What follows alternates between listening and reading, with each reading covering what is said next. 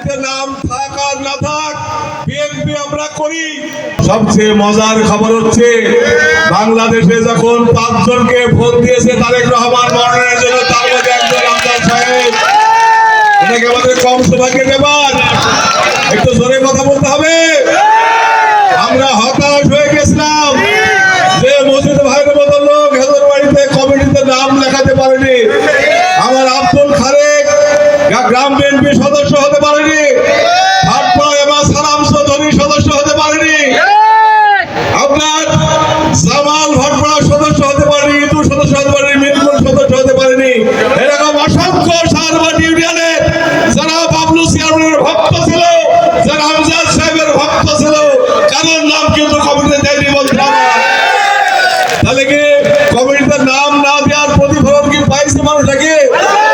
পাওয়া কমিটিতে নাম থাক আর না থাক, বিএনপি আমরা করি।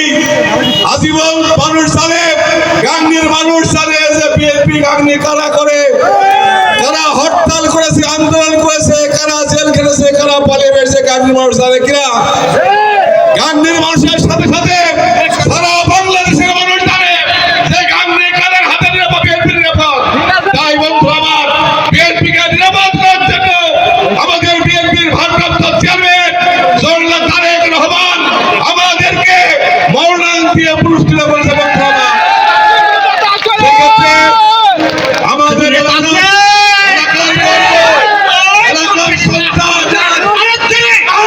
সেক্ষেত্রে আমাদের সারবাটি ইউনিয়নের বিএনপি এবং আওয়ামী লীগের এবং জামাত ইসলামের লোকজনকে অনুরোধ করব, দলমত দেখেন না।